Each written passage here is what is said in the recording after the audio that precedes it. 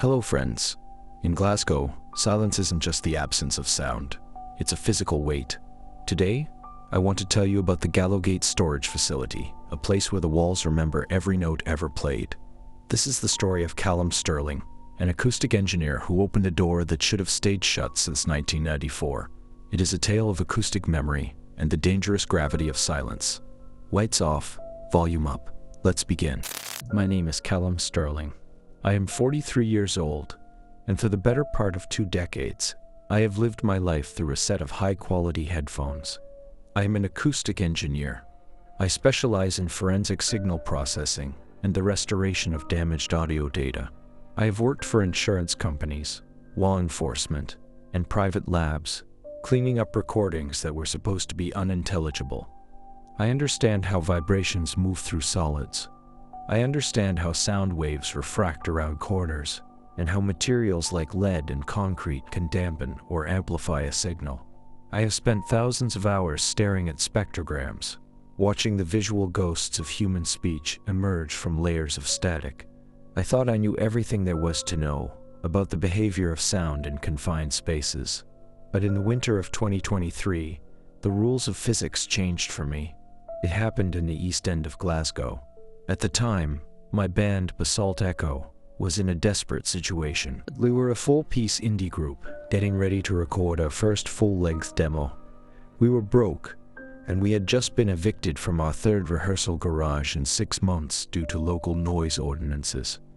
We needed a place that was isolated, a place where we could crank our amplifiers and hit our drums without the police showing up 10 minutes later. I found the ad on a community bulletin board in a small music shop near Gallowgate. It was a simple hand-printed sheet of paper. Basement space, Gallowgate District. 40 square meters. Fully soundproofed. £150 a month. The price was so low, it felt like a mistake. In a city like Glasgow, a space like that normally goes for triple that amount. I called the number on the ad. A man with a voice like shifting gravel answered. His name was Hamish McInnes. He agreed to meet me at the site that same evening, near the old tobacco warehouses that lined the banks of the Clyde River. The building was a Victorian-era monolith. It was a massive block of soot-stained granite that looked like it was holding up the rest of the street by sheer force of will. The windows on the upper floors were boarded up with rotted timber, and the air around the entrance felt thick and cold, even for a Scottish November. McInnes was waiting for us by the service entrance. He was in his late 70s, wearing an oversized wool coat that looked like it had been pulled from a shipwreck. He did not ask for my ID. He did not ask for a deposit. He just pulled out a heavy set of brass keys and gestured for me to follow him. The descent felt like we were leaving the modern world behind. We passed the first basement level, which was cluttered with rusted machinery and empty industrial crates. The second level was even worse, a maze of damp corridors where the only light came from the orange glow of my flashlight. The vault is on the 3rd level, McInnes said. His voice echoed off the granite walls with a strange flat quality. It was used as a bunker during the war, then a storage facility for the shipyard ledgers. Nobody comes down here anymore. Not since the 90s. By the time we reached the bottom floor, the temperature had dropped. It was a dry, stinging cold that made my throat itch. We were now 20 feet below the level of the riverbed. The silence was absolute. Not a single vibration from the street above reached this depth. McInnes stopped in front of a heavy iron door. It did not have a modern handle, just a single massive bolt and a keyhole the size of a coin. He inserted the key and turned it with a groan of metal that sounded like a scream. The room inside was a perfect rectangle. The walls were covered in thick, dark gray acoustic tiles that looked like they had been salvaged from a Cold War radio station. The floor was solid concrete, partially covered by 3 overlapping Persian rugs that were faded into shades of burgundy a dash. In the center of the room, there was a large dark patch on the floor, about 4 feet wide. It looked like a shadow, but it did not move when I panned my light across it. Soundproofed, McInnes said. He stood in the doorway, refusing to step inside. The walls are double thick granite. You could set off a grenade in here, and the people on the first floor would not even spill their tea. He held out a lease agreement. It was a single sheet of paper, yellowed at the edges. I noticed the only rule was handwritten at the bottom in thick black ink. All musical activity must cease at 2400 hours. Sharp, no exceptions. Is it a neighbor complaint issue? I asked, looking at the rule. McInnes did not answer. He just held out the fountain pen. Sign it, or leave the keys. I sighed. £150 a month for a bunker this quiet was too good to pass up. I did not care about the 2400 hours rule. We usually finished our sessions by 2300 anyway. I took the keys and McInnes disappeared into the darkness of the corridor without another word. I stayed in the room for a few minutes, just breathing. The acoustics were incredible. The room was dead, in the technical sense. No reflections, no flutter echo. It was the purest auditory environment I had ever encountered. The rest of the band arrived the next day. Ewan was our guitarist, Sky played the drums, and Ela was our vocalist. They were ecstatic. To them it was the ultimate hideout. Sky immediately set up her drum kit in the back corner, right over that dark patch on the concrete. She said the floor felt strangely warm there, which she liked because it kept her feet from getting numb during long sessions. We spent the first week hauling our gear down. I was meticulous about the setup. I ran 16 balanced XLR cables from the drum kit to my recording interface. I placed a pair of high-end condenser microphones as overheads. I used a classic Shure SM57 on the snare drum. I wanted to capture everything. As I worked, I felt a strange shift in my inner ear. It was that sudden pressure change you get when an elevator drops too fast. I checked my phone, 0 bars. We were too deep for the city to find us. We were alone in our own private vault. But as the days went by, I started to notice technical anomalies. It began with the latency. I was monitoring our sessions through a professional-grade interface. Usually, the delay between hitting a string and hearing the sound in the headphones is less than 3 milliseconds. It is imperceptible. But in that room, the latency would fluctuate. Occasionally, I would hit a low E on my bass, and the sound would come back through my headphones half a second too late. It made me feel disconnected from my own body.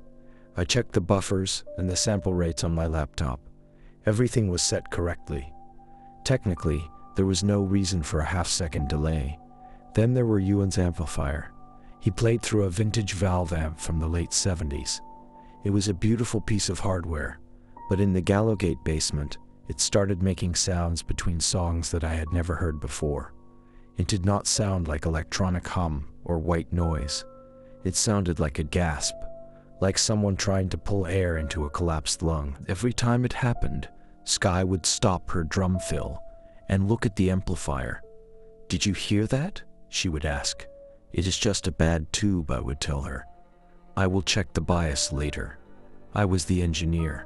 I had to have a technical explanation for everything. But deep down, I was starting to look at the clock more and more often. The red numbers on my recording interface seemed to pulse with a strange intensity as they moved toward 2400. I started to feel like the room was not just listening to us, it was recording us.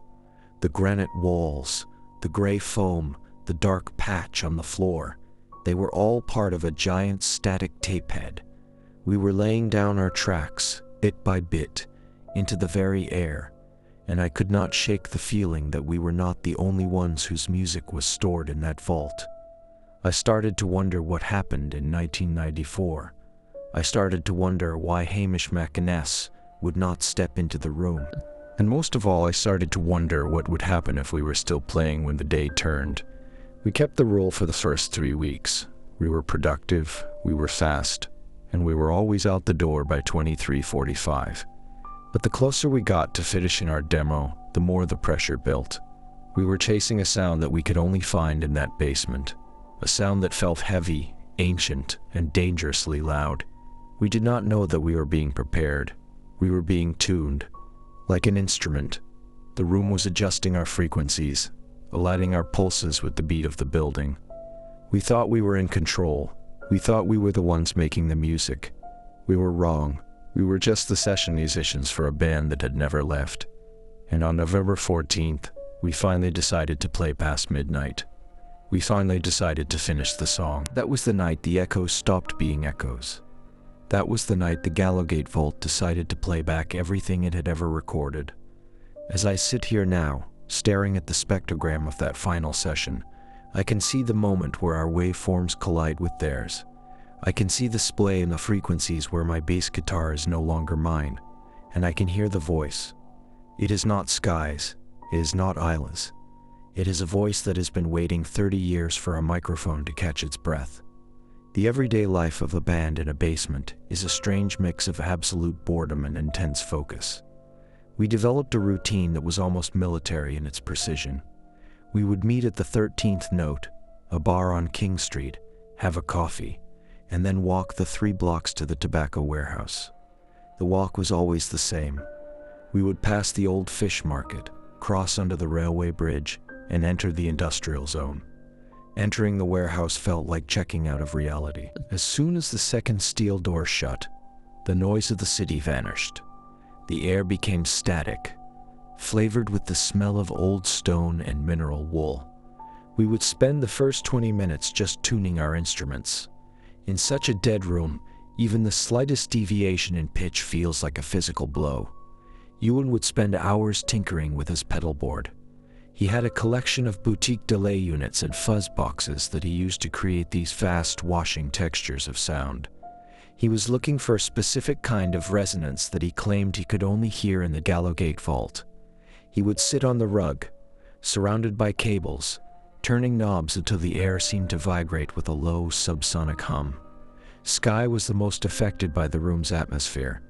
Usually she was the loud, joking center of the band, but in the basement she became quiet and observant. She would spend long stretches of time just hitting her floor tongue, listening to how the sound decayed into nothing. "It does not feel like the sound is stopping," she told me once. "It feels like it is being pulled through the floor." I spent most of my time behind the laptop, adjusting levels, and checking the phase of the microphones. I was using a vintage Neve preamp emulation to warm up the digital signal. Every time I boosted the gain, I could hear the room's noise floor. Usually, a room's noise floor is just the hum of the electronics or the distant sound of traffic. But the Gallowgate noise floor was different.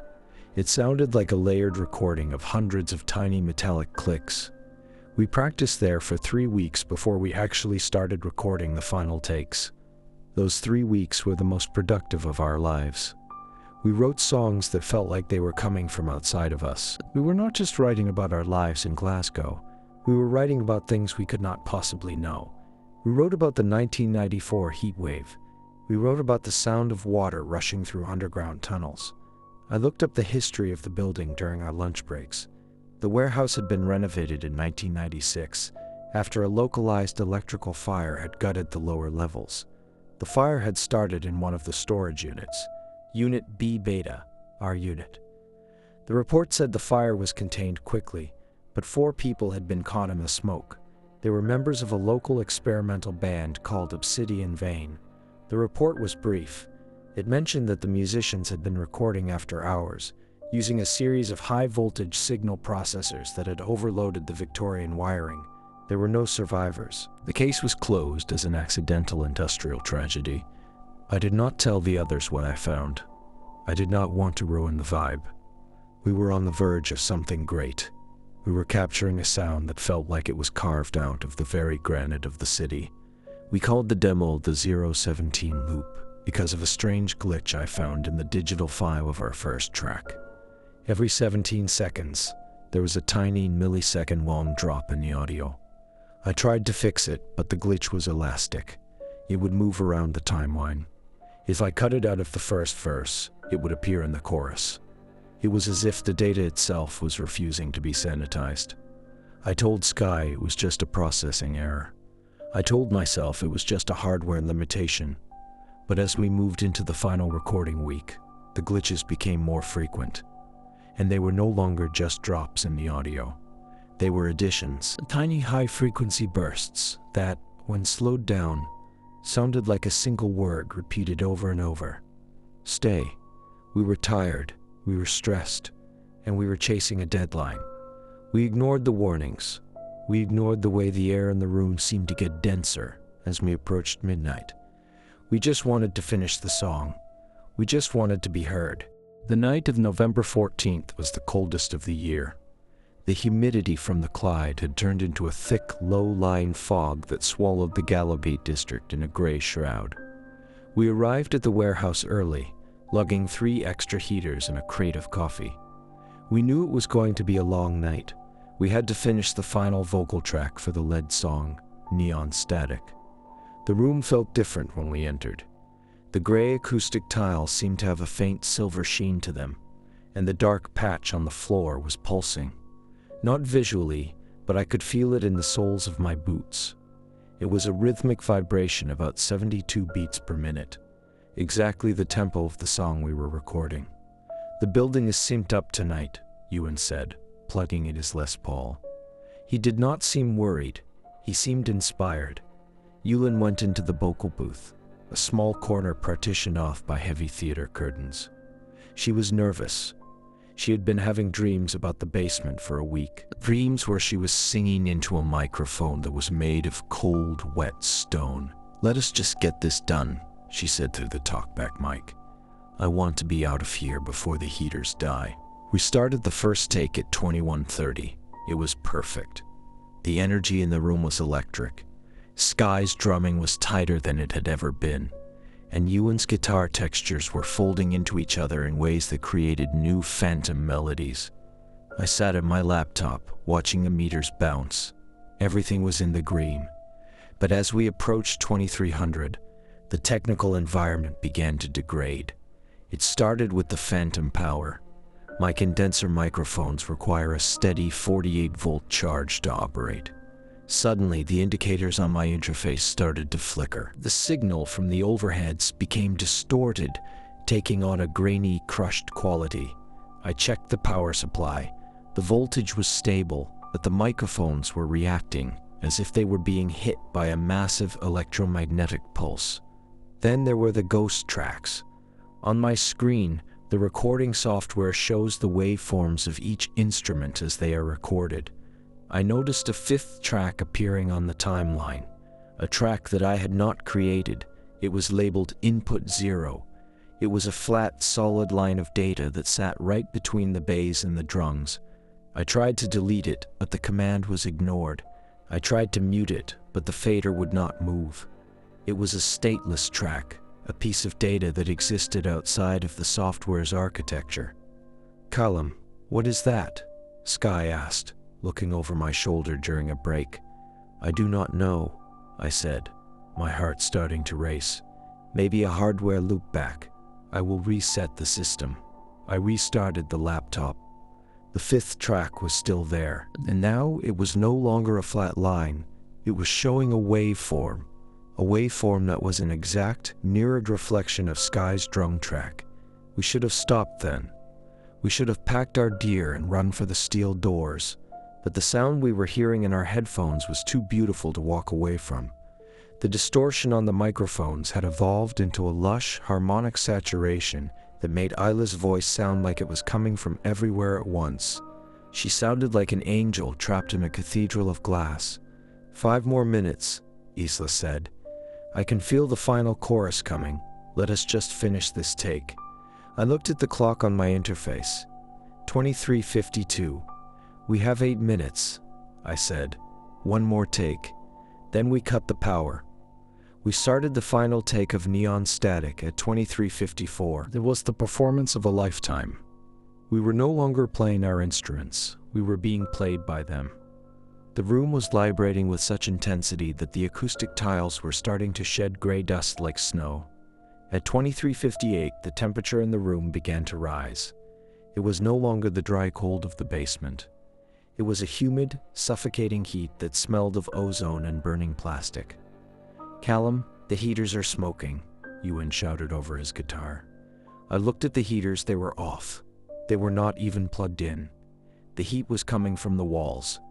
At 23:59, the red numbers on my interface hit the final minute. I prepared to hit the stop button. I had my finger on the spacebar ready to kill the session the moment the clock hit 0. But the clock did not hit 0.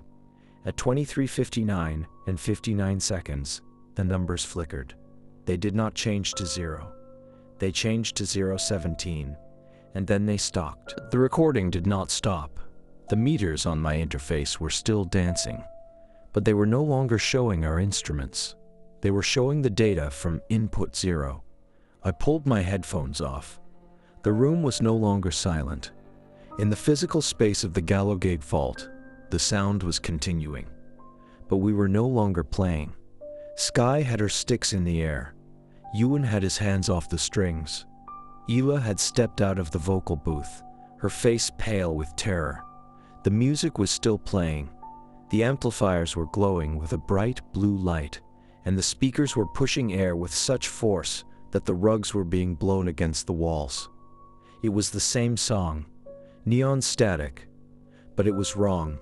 The tempo had slowed down to a crawl, and the pitch had dropped an octave. It sounded like our song was being played through a layer of deep water. "Turn it off," Ela screamed. I reached for the power strip on the wall. I grabbed the heavy plastic cord and pulled. Nothing happened. The light stayed on. The interface stayed on. The amplifier stayed on. The power strip was in my hand, disconnected from the wall, but the equipment was still running. It was drawing power from something else. I looked at the clock. 0:17. "Calum, look at the door," Ewan whispered. The heavy iron door was gone. In its place was a wall of solid, unpainted granite. There was no handle. There was no keyhole. There was no scene. We were sealed in, and then the ghost band started to sing. It came through the monitors, a voice that was a perfect distorted mirror of Islas. It was singing the lyrics to our song, but the words were different. "The loop is closed," the voice sang. "The session never ends. Welcome to the vault." I looked at my laptop screen. The input 0 track and expanded. It was now a series of high-resolution images, flickering past at 60 frames per second. They were images of us, but not us today. They were images of us in 1994. I saw Skye sitting behind a different drum kit. I saw Ewan with long hair, playing a Gibson SG. I saw myself, 20 years younger, wearing a band t-shirt for a group called Obsidian Vein. The room was not human. It was a temporal loop, a piece of the city that had been caught in a feedback cycle during the 1994 fire. We had not wandered into a rehearsal space. We had wandered into a replay, and the playback was just beginning. I realized then why McKinn's had given us such a low price. He was not looking for tenants. He was looking for fresh data.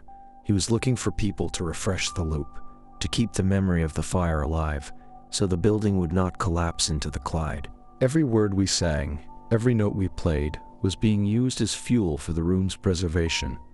The temperature continued to rise. The smell of burning insulation was becoming unbearable. I could hear the sound of flames, not from the room, but from the recording.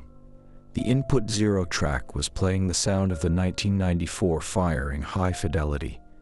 "We have to get out," Isla said, her voice trembling. "Calum, do something." I looked at the interface. 0:17. I realized that the glitch I had found earlier, the tiny drop in audio every 17 seconds, was not a mistake. It was a window. Every 17 seconds, the loop refreshed.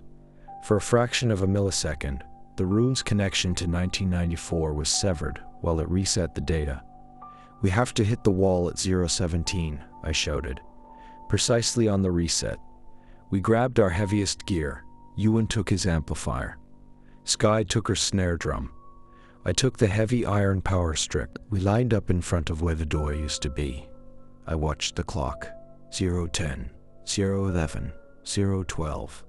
The heat was blistering now. The gray acoustic foam was starting to melt, dripping down the walls like liquid stone. 0:15, 0:16. Now, we did not hit the wall. We hit the air, and the air hit back. It was like running into a giant block of solid jelly. The momentum of our bodies was absorbed by a wall of high-frequency energy, and we were thrown backward onto the Persian rugs. I felt the air leave my lungs, and for a few seconds my vision was nothing but a kaleidoscope of red and blue pixels. When I finally managed to open my eyes, the room had shifted back into its normal state. The heat was gone. The smell of burning insulation had been replaced by the familiar dampness of the underground. The heaters were once again cold and silent. I checked the laptop. It was off. The recording interface was dead. The amplifiers were just metal and wood, no longer glowing with that sickening blue light. "Is everyone okay?" I asked, my voice thin and cracking. Ewan was sitting up, rubbing his shoulder. Skye was still on the floor, her eyes fixed on the ceiling. Ela was shaking, her hands pressed against her ears as if she could still hear the ghost band singing. "The door," Ela whispered. I looked. The heavy iron door was back. It was slightly ajar, just as we had left it when we entered. I did not wait for anyone to say anything. I scrambled to my feet, grabbed my laptop bag, and practically threw myself through the opening. The others were right behind me.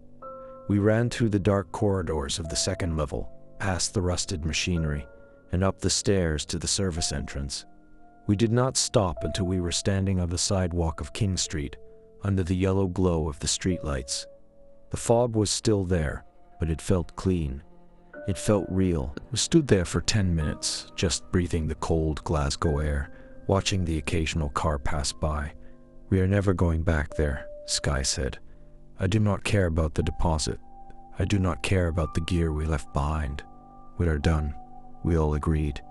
We spent the rest of the night in a 24-hour diner, huddled over cups of bitter coffee, trying to make sense of what happened. I kept my laptop bag pressed against my chest. I knew that even though we had escaped the room had not finished its recording.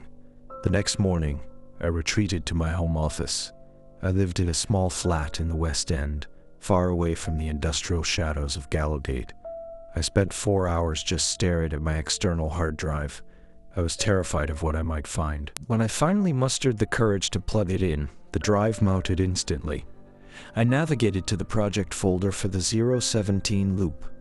The file for Neon Static was there, but the timestamp was wrong. According to the system, the project had been modified on November 15th, 1994. I opened the session. My professional recording software, a tool built in 2022, was opening a file that claimed to be 30 years old. The loading bar moved slowly, each percentage point feeling like a heartbeat. When the session finally opened, I saw the 5 tracks. Skye's drums, Ewan's guitar, my bass, Isla's vocals, and the 5th track, Input 0. I did not listen to the whole song, not at first. I was too focused on the technical data. I opened the spectral analyzer, a tool that shows the frequency distribution of a recording. I wanted to see the fingerprints of the ghost band. What I saw made me feel like I was falling through the floor of my own flat. The frequency distribution of Input 0 was not just a mirror of our track. It was a projection. When I overlaid our drum track and the ghost drum track, I saw that they were perfectly out of phase. In physics, when 2 waves are 180 degrees out of phase, they cancel each other out. They create silence. The Gallowgate Vault was using our music to create a zone of perfect auditory cancellation. It was using us to zero out the noise of the 1994 incident. We were the anti-noise. But as I scrolled through the timeline, I found the splay. And exactly 0:03 and 17 seconds into the song, the phase alignment broke. The waves were no longer canceling each other. They were adding. I put on my headphones and hit play at the 3-minute mark. I heard Isla's voice, clear and beautiful, singing the bridge of Neon Static. But underneath her, there was a second voice. It was pitch shifted down, a thick, gravelly resonance that sounded like it were coming from the bottom of a well. "We did not miss the exit," the second voice said. I stopped the recording. My hands were shaking so hard I had to sit on them. "We did not miss the exit." The voice was not singing. It was speaking directly into the microphone. It was a message, and it was intended for me. I realized then that the Obsidian Vein band members from 1994 were not dead in the traditional sense. They were caught in the data. They were the loop, and they were trying to use our session as a bridge back into the physical world. I realized why the door had vanished. The room was trying to swap us. It was trying to pull the living into the loop and push the recorded back across the threshold. I spent the next 48 hours in a fever of forensic analysis. I used every filtering tool in my arsenal. I isolated input 0. I slowed it down. I reversed it. I normalized the gain. The more I listened, the more I heard. It was not just music. It was the ambient sound of the 1994 rehearsal. I heard the sound of a Zippo lighter flicking. I heard the sound of a beer bottle being set down on a concrete floor. I heard the muffled sound of a radio news report about the Queen opening a new hospital. And then, I heard the fire. The sound of the electrical overload was a high-frequency whine that increased in pitch until it was almost beyond the range of human hearing. I could see the waveform of the fire moving across the screen like a wall of white noise. But within the white noise, there was a signal. It was a series of binary clicks, synchronized with the 017 glitch, 0100110. I translated the clicks. It was ASCII code. Stay. The room is full. I did not understand what it meant. Not yet. I just knew that I had to finish the analysis. I had to know what the Gallowgate room wanted from us. As an acoustic engineer, you spend your time trying to remove artifacts from a recording. You want the signal to be pure. You want to hear the truth of the performance. But in the case of the 017 loop, the artifacts were the truth. I started to compare the tracks side by side. I had Sky's live drum track on my left monitor, and the input 0 version of it on my right. In our track, Sky was playing a standard 4/4 rock beat, but in the ghost track, every 17 seconds, there was an extra beat. A ghost hit on the snare. It was light, barely audible, but it was there. When I mapped the ghost hits out across the entire song, they formed a pattern. It was a geometric sequence. If you drew it on a graph, it looked like a floor plan. It was as if the room was using the snare drum transients to echolocate its own structural boundaries. In the world of acoustic forensics, this is known as recursive sampling, where a signal is used to map the medium it travels through. I found that the ghost hits were occurring at exactly 0.5 millisecond intervals before the 017 mark. In spectral terms, this created a form of aliasing, a phenomenon where high-frequency signals are misidentified and folded back into the lower spectrum. The room was aliasing itself.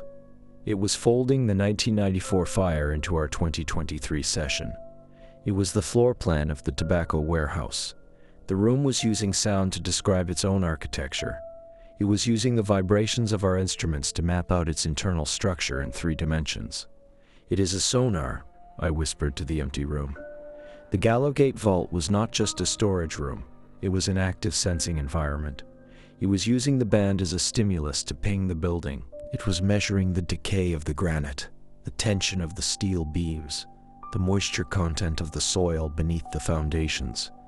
It was an organism that was monitoring its own decay, and it was using us to fix the damage. Every time we played a loud, percussive note, the room would redirect that energy into the cracks in the walls. It was a form of acoustic welding. The noise of our band was literally holding the building together. I called Hamish McKinns. I called him 10 times. Each time, the call went straight to a disconnected message. I decided to go back to the Gallowgate district, not to the warehouse, but to the surrounding area. I wanted to talk to the other tenants. The industrial zone was even bleaker in the daylight. The fog had lifted, revealing a landscape of rusted metal and crumbling brickwork. I found a small office for a shipping company 2 doors down from the warehouse. The receptionist was a woman named Morag. She had been working there for 40 years. When I mentioned the tobacco warehouse, she crossed herself. "The silent house," she said. "Nobody has been in there for 20 years. I was in there 2 nights ago. Instead, I said, I have a lease from Hamish McInnes. Morag looked at me as if I had just told her I was from Mars. Hamish McInnes died in 1996, son. He was the owner when the fire happened. He stayed in the building trying to save the files. They found him in the stairwell, right outside Unit B Beta. I felt the blood drain from my face. Then who gave me the keys? I asked. Morad did not answer. She just pointed toward the warehouse. That building is a tomb. The city wants to tear it down, but every time the demolition crews get close, the machinery fails. They say the vibration from the jackhammers triggers some kind of acoustic feedback that stalls the engines. I walked back to the warehouse. I stood on the opposite side of the street, looking at the black granite walls. It looked different now. It did not look like an old building. It looked like a massive dormant CPU. It was a piece of hardware that had been running the same program for 30 years. I realized then what the ghost band was. They were not people. They were the system files. They were the core data of the room. And they were failing. The 1994 fire had corrupted the sector. The obsidian vein recordings were like a scratched CD, looping over and over on the same 17 seconds of data. The room was trying to rewrite the corrupted sector using us. We were the patch. I looked at my phone. I had a message from Sky. Calum, come to the studio, not Gallowgate. My flat. Ewan and Isla are here. Something is happening to the gear. I drove to Sky's flat in Partick. When I arrived, the living room was filled with our recording equipment. They'd hauled it all out of the warehouse, but something was wrong. The amplifiers were hanging. They were not plugged in. They were sitting on the wooden floor, disconnected from the wall, but they were emitting a constant 50 Hz hum. It started an hour ago, Ewan said. He went setting in the kitchen, as far away from the gear as possible. I tried to put the guitar in its case, but the strings are vibrating. They are playing themselves. I walked over to the guitar. Ewan was right. The strings on Les Brong were moving, visible to the naked eye. They were playing a slow descending melody. It was the bridge of neon static. The room had not just recorded us. It had tagged us. We were now part of the building's network. The magnetic energy of the Gallowgate vault was still influencing our equipment through a localized field. We have to delete the files, Isla said. She was sitting on the sofa, her face buried in her hands. Calum, delete the session. Wipe the drive, please. I looked at the laptop. I knew that wiping the drive would not solve the problem. The files on the laptop were just a copy. The master was still in the Gallowgate vault, running on the granite walls. If I deleted our copy, the room would lose its anti-noise. The phase cancellation would break, and the energy of the 1994 fire would have nothing to hold it back. The warehouse would not just burn, it would explode, and we were still connected to it. I realized then that we had to go back, not to record more, but to finish the playback. We have to go back to the vault, I said.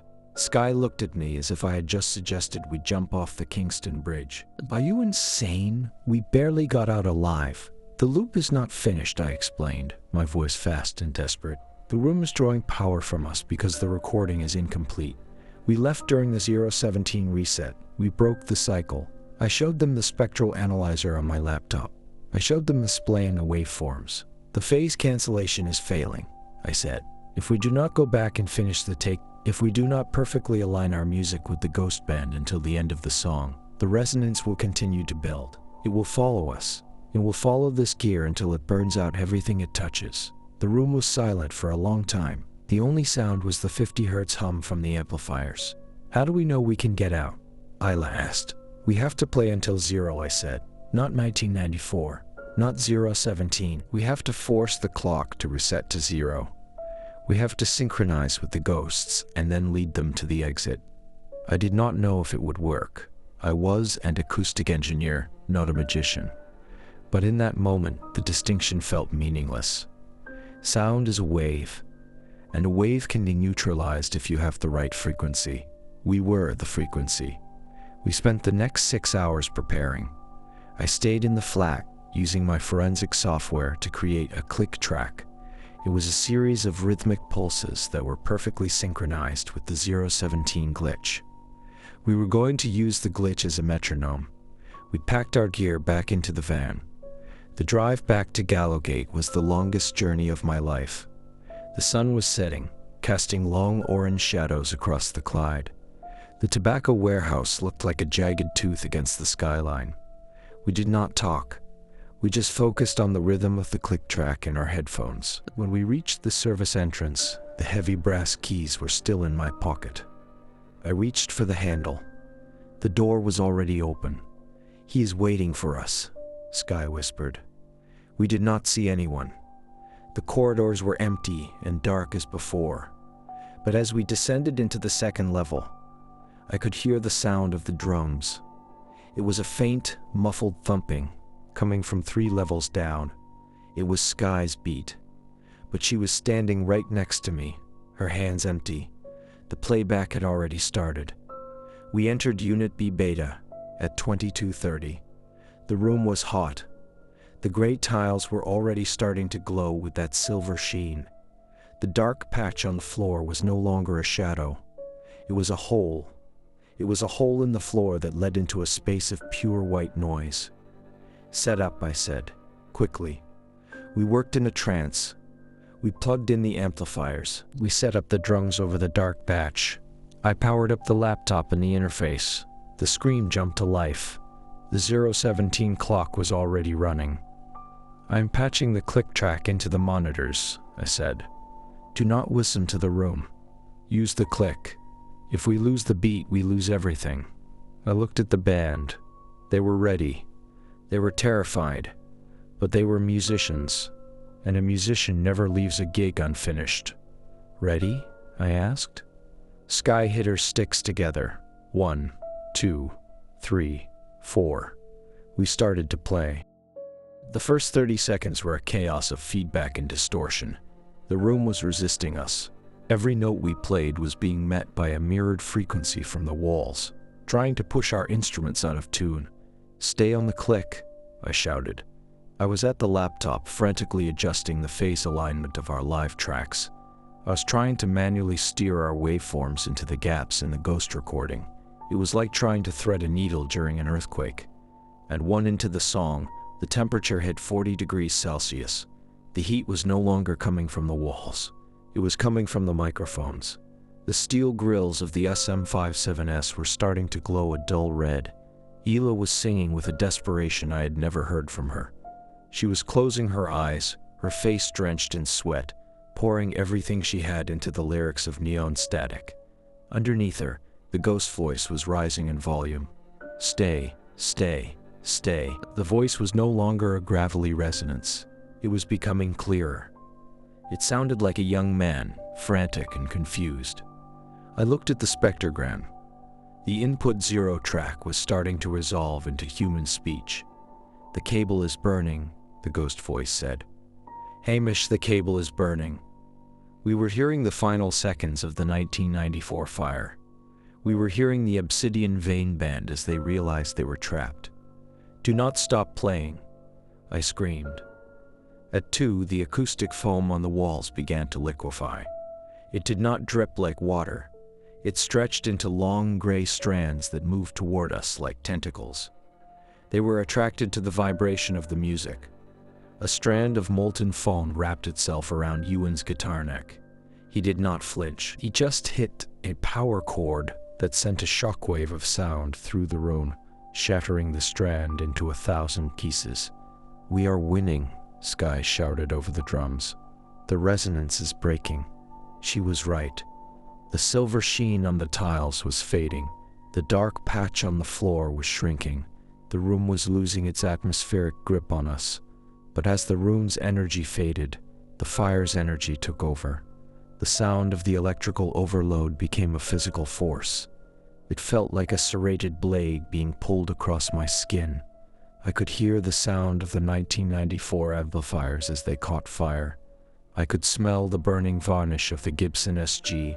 We were experiencing the fire without the protection of the building's loop. We were in the raw data of the tragedy. At 2:45, the interface screen flickered. 017, 017, 017. The clock was trying to reset. The room was trying to push us back to the beginning of the 17-second segment. No, I roared. I grabbed the laptop and started typing commands into the kernel. I was bypassing the software layer, going straight into the hardware drivers. I was forcing the sample rate to double. I was trying to outrun the reset. "Give me more volume," I shouted to Ewan. "Crank it to 11. Ewan kicked his fuzz pedal. The sound that came out of the amplifier was a wall of pure harmonic energy. It was so loud that the remaining acoustic tiles were pulverized into dust.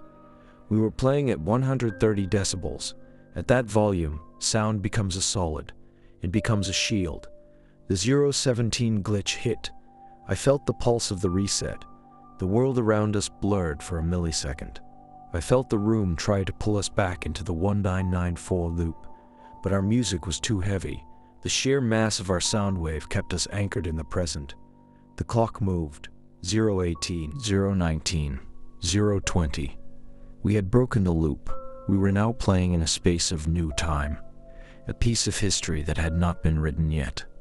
The ghost band in input 0 went silent. For the first time in 30 years, the Obsidian Vein recording had stopped. The room became unnaturally quiet, even though we were still playing at full volume. It was the silence of a vacuum. "Calum, look at the spectrogram," Sky said. The input 0 track was empty. The ghost data was gone. I looked at the dark patch on the floor. It was no longer a hole.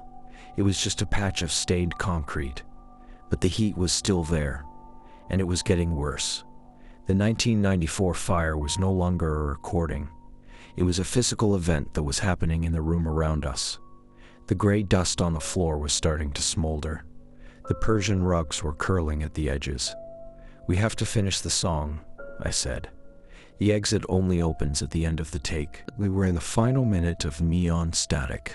The bridge was over. The final chorus was building. Isla was screaming the lyrics now. "Break the loop, find the light, out of the static into the night." The room was filled with thick, black smoke. It did not smell like a modern fire. It smelled like 90 years of tobacco dust and old paper. I could barely see my laptop screen. 3:15, 3:30. The amplifiers were starting to melt. The plastic knobs on Yuan's guitar were dripping onto his hands. He did not stop. He was playing the most complex solo of his life, his fingers moving through the heat like they were made of asbestos. 3:45, we hit the final chord. A single massive note of E minor. We held it. We used our sustain pedals to keep the frequency alive. We poured every remaining ounce of energy into that one vibration. The sound wave moved through the smoke. It hit the granite walls. It vibrated the foundations of the tobacco warehouse. And then the door appeared. It was not the iron door. It was a door made of pure, white light. "Go," I shouted. We did not grab our gear. We abandoned the amplifiers, the drums, the cables. I grabbed the laptop, the only evidence of what we had done, and we dove through the light. We emerged onto the sidewalk of Gallowgate, stumbling into the gray morning light of a Glasgow Tuesday. Behind us, the tobacco warehouse was silent. There was no smoke. There was no fire. The building looked exactly the same as it had for 90 years, a soot-stained block of prehistoric granite that refused to acknowledge the events of the last 4 hours. But our gear was gone. Sky's drums, Ewan's amplifiers, Isla's microphones. They were still in Unit B beta. Or more accurately, they were still in November 1994. I could feel the ghost of the weight in my hands, the phantom tension of the XLR cables I had spent weeks neatly coiling. I sat on the curb, the laptop cradled in my lap like a sacred relic. I was shivering, not from the cold, but from the realization of what we had just witnessed. We had not just finished a recording session. We had successfully executed an unintentional data transfer across a 30-year temporal gap. My forensic mind was already racing, trying to find a box to put this into. I spent the next 2 weeks in a state of obsessive research. I ignored my regular clients, the insurance companies waiting for their restored theft recordings, the private labs asking for spectrogram analysis of bird calls. I spent my days in the Mitchell Library, buried in the basement levels of the archives, scrolling through microfilm until my eyes burned. At night, I browsed the darkest, most unmoderated corners of the Glasgow music forums, looking for any mention of the Gallowgate scene in the MID-90S. I wanted to find Obsidian Vein. I found a single photograph in a 1993 edition of a fanzine called the Gallowgate Grime. It was a grainy, high-contrast, black and white shot of 4 young musicians standing in front of the tobacco warehouse. They looked like us, not in the facial features, but in the posture, in the way they held their instruments, low and heavy, in the way they looked at the camera with that specific mix of Glasgow arrogance and existential uncertainty. The guitarist was Finlay Ross. He was 19 years old. In the photo, he was holding a vintage Les Paul that had a very specific grain pattern on the wood. It was an exact match for the one Yuan had just lost. The drummer was a girl named Hyrie. She was 18, wearing a pair of thick industrial ear protectors around her neck. The article described them as the loudest and most dangerous band in the west of Scotland. It mentioned their obsession with a concept they called acoustic gravity. They believed that if you played a sound loud enough, with enough harmonic complexity, you could bend the space of a room. They weren't just musicians, they were amateur physicists with high-voltage amplifiers. I found the official police report for the fire, hidden behind layers of municipal red tape. It was dated November 15, 1994. The cause was listed as accidental electrical discharge during an unauthorized recording session. It mentioned that the building's Victorian wiring had been overwhelmed by a series of experimental signal processors. One of the processors was a custom-built unit that Obsidian Vein called the 017 synchronizer. The synchronizer was a mess of vacuum tubes and seismic sensors. According to the band's notes, it was designed to align their instruments with the specific resonant frequency of the building's granite walls. They were trying to use the tobacco warehouse as a massive natural reverb chamber, turning the architecture of the city into an instrument. But they had not calculated the feedback loop. When the synchronizer hit the 017 mark of their first take, the signal had looped back on itself. It created a standing wave of energy that had no way to dissipate within the confined space of level 3. The copper wiring had survived for only 17 seconds before the insulation reached its flash point, turning the entire basement level into a pressurized furnace. I found a quote from the lead fire investigator, a man named Sergeant McTavish.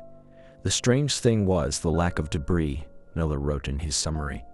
The fire damage on the granite was intense, visible glassification of the minerals, but we found no remains of the instruments, no metal frames, no wooden fragments, no human traces. It was as if the band and their gear had simply been converted into energy.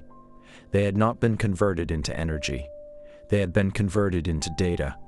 The 017 synchronizer had acted as a localized analog-to-digital converter. The extreme thermal energy of the fire, combined with the standing wave of the music, had imprinted the band's genetic and acoustic essence into the magnetic field of the iron-rich granite. The building had become a massive hard drive, and for 30 years, it had been stuck in a write cycle that it couldn't finalize. It had stayed standing because the loop was providing a form of structural reinforcement.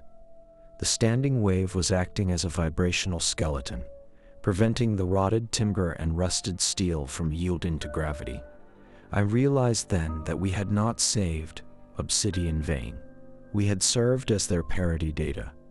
By playing in perfect synchronization with their ghost recordings, we had provided the room with the missing blocks it needed to verify the session. We had completed the checksum. The room had been able to finalize the 1994 file because we had provided the modern digital equivalent of their analog signals. The sector of memory can only hold one version of the data at a time. When we dove through the door of light, we had returned to our present, But the 1994 version of the room, the version where the fire was still a physical reality, had finally finished its playback. I felt a cold, biological dread settle in my gut. If the 1994 file was finalized, then the loop was over. And if the loop was over, the vibrational skeleton holding the tobacco warehouse together was gone. I grabbed my coat and drove back to Gallowgate, ignoring the red lights and the morning traffic. I arrived just in time to see the dust cloud rise over the railway bridge. The tobacco warehouse was gone. It had not collapsed in a traditional way. There was no sound of crashing timber or shattering brick. It had simply subsided. The granite walls had turned into fine gray powder, and the upper floors had pancaked into the basement levels in a matter of seconds. A crowd of people had gathered on the sidewalk, their faces pale in the morning light. Some were filming the dust with their phones. Others were just staring in the kind of shocked silence that follows a disaster. I saw a group of construction workers standing near a yellow bulldozer, their hard hats in their hands. They had been preparing for the demolition for months, but the building had decided to finish itself. I pushed through the crowd until I reached the chain-link perimeter fence. The air was filled with a thick, suffocating dust that smelled of ancient stone, cold tobacco, and mineral wool. And underneath it all, I could still smell that familiar, sharp tang of burning ozone and molten plastic. I looked down into the ruins of the basement. The clouds of gray powder were settling, revealing the floor of level 3. I could see the dark patch on the concrete, now covered in a layer of fine ash. And there, sitting right in the center of the patch, I saw it. It was a guitar case.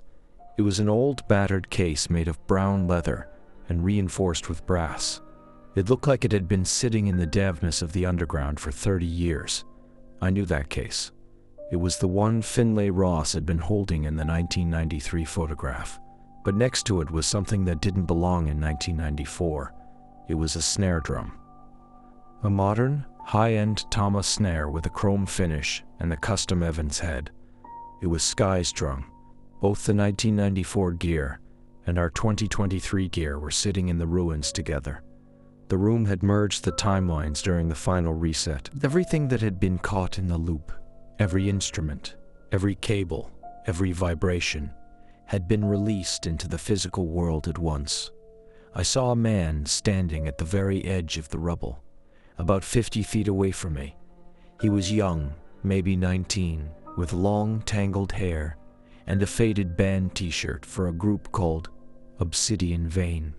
He was staring at the chrome snare drum with a look of absolute soul-crushing confusion. I did not go to him. I did not speak to him. I knew that if I crossed that fence, the reality of the situation would break. He didn't belong in 2023, and I didn't want to be the one to tell him that his family, his friends, and his world had been dead for 30 years together. The loop was closed. The checksum was verified. The session was finished. We never saw our dear again. The city cordoned off the site as a hazardous zone, citing spontaneous structural failure and potential chemical contamination. Within a week, the remains of the tobacco warehouse were hauled away in a convoy of heavy trucks and buried in a controlled landfill outside the city. The official police investigation was a masterpiece of bureaucratic nonsense. They looked for gas leaks that didn't exist. They looked for structural aging that didn't explain the powder. And they even looked for evidence of illegal tunneling by urban explorers. They found nothing, or rather, they found things they didn't know how to report. Ewan, Skye, and Isla moved on. They had to. The trauma of the Gallowgate basement was something they could only deal with by performing a collective lobotomy on their own memories. Ewan quit music altogether. He said he couldn't stand the sound of the vibrating string anymore. He moved to Edinburgh and took a quiet job in a rare bookstore where the only sound was the turning of paper. Skye sold the rest of her drum kit and left Glasgow for a teaching job in the Highlands. She told me she needed to be somewhere where the ground was solid, and the only noise was the wind. Ela refused to speak about that night. She wouldn't even look at the backup tracks I had managed to save. She said she could still feel the heat of the walls every time she tried to sing. but I could not move on. I was the engineer. I was the one who had invited the signal in. I still have the final session file for the 017 loop. I keep it on a specialized air-gapped forensic drive, stored in a lead-lined box in a safe in my flat. I have never played the full song. I am afraid of what would happen if those frequencies reached the resonant frequencies of my own walls. I'm afraid of inviting the loop back into my life. Sometimes late at night, when the city is quiet, I open the spectrogram just to look at the waveforms. The tracks are perfect. They are the most precise, high-fidelity recordings I have ever encountered in my career. There is no noise floor. There is no electronic hiss. There is no background hum. It is as if the music exists in a perfect vacuum, carved directly into the digital medium without the interference of the physical world. But there is one anomaly I cannot explain, no matter how many filters I apply. When I zoom into the subsonic frequencies, the sound waves below 20 Hz that the human ear cannot perceive, but the human body can feel, I see a recurring pattern. It is a series of low-frequency pulses that align perfectly with the 017 reset. But it is no longer ASCII code. It is no longer a message in English. It is a heartbeat. It is not my heartbeat. It is not Sky's or Ewan's. It is the rhythmic, tectonic heartbeat of the building, or what the building turned into during those 30 years of isolation. And here's the part that keeps me awake. I have started to hear the hum again. It is not coming from my studio monitors. It is not coming from my headphones. It is coming from the plumbing in the walls. It is coming from the electrical sockets in the kitchen. It is coming from the very air in my flat. It is a low 50 Hz vibration that seems to be synchronized with the flow of the Clyde River 3 blocks away. I have realized that we did not just close the loop at Gallowgate. We provided the room with a template for expansion. The tobacco warehouse was the first node, a single sector of corrupted memory. The data we provided was too rich, too powerful to be contained in a single basement. The resonance has started to move through the city's ancient infrastructure. It is traveling through the granite sewers, the Victorian railway tunnels, the underground power cables that crisscross the city like a nervous system. Glasgow is a city built on stone and secrets. It is a city that remembers every industrial tragedy, every shipyard accident, every forgotten fire. And now it has the acoustic tools to start playing back its history. I have seen the reports in the local news, buried in the weird Scotland sections. People in the Gorbals reporting the sound of industrial looms that have been silent for a century. Residents in Partick hearing the deafening sound of shipyard whistles at 3 in the morning, when the docks have been empty for decades. People in Hillhead hearing the rhythmic clatter of horse hooves on the pavement, where there are now only electric cars. The city is becoming a playback. It is a massive stone tape recorder that has finally found its voice. And at the center of it all is the 017 reset. I am sitting here now in the absolute silence of my home office, with the headphones cold against my neck. I am looking at the digital clock on my wall. It is 23:59.